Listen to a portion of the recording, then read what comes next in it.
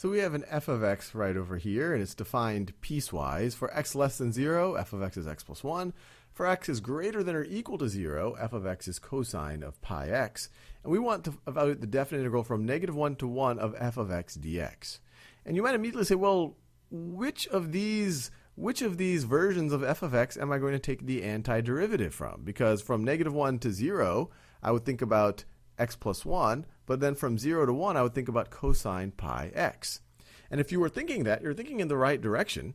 And the way that we can make this a little bit more straightforward is to actually split up this definite integral. This is going to be equal to the definite integral from -1 to 0 of f of x dx plus the integral from 0 to 1 of f of x dx. Now, why was it useful for me to split it up this way? And in particular, to split the interval from -1 to 1, split it into two intervals from -1 to 0 and 0 to 1.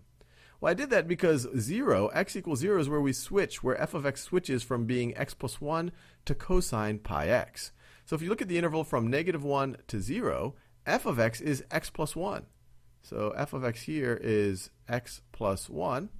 And then when you go from 0 to 1, f of x is cosine pi x. So cosine of pi x. And so now we just have to evaluate each of these separately and add them together. So let's take the definite integral from -1 to 0 of x plus 1 dx. Well, let's see. The antiderivative of x plus 1 is, antiderivative of x is x squared over 2. I'm just incrementing the exponent and then dividing by that value. And then plus x. And you could view it as I'm doing the same thing. If this is x to the 0, it'll be x to the first over 1, which is just x. And I'm going to evaluate that at 0 and subtract from that, it evaluated at -1.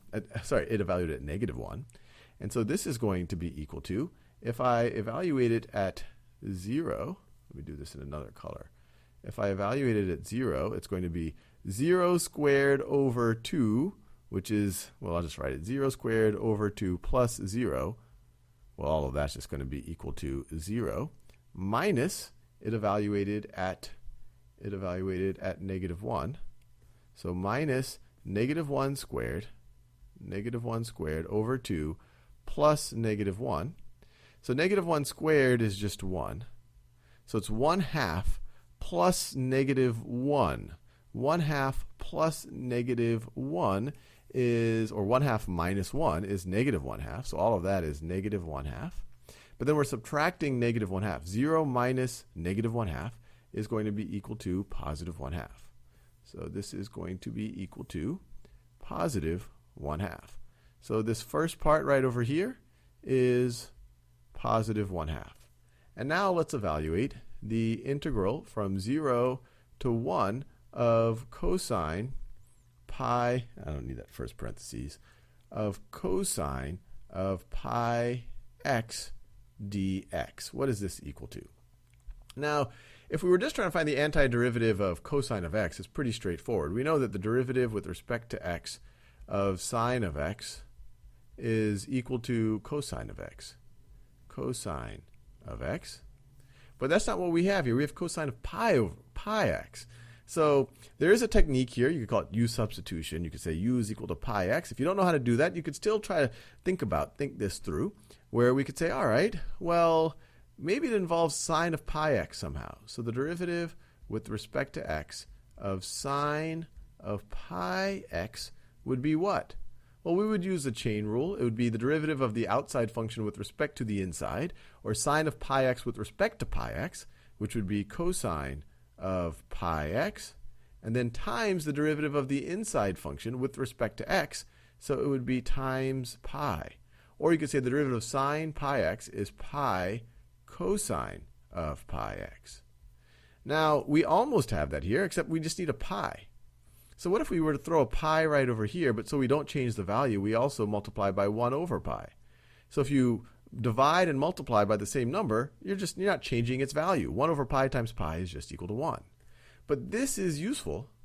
This is useful because we now know that pi cosine pi x is the derivative of sine pi x.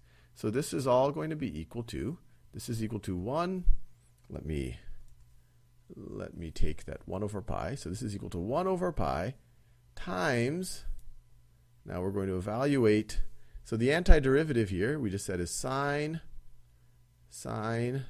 of pi x, and we're going to evaluate that at 1 and at 0. So this is going to be equal to 1 over pi, not pi. My hand is not listening to my mouth.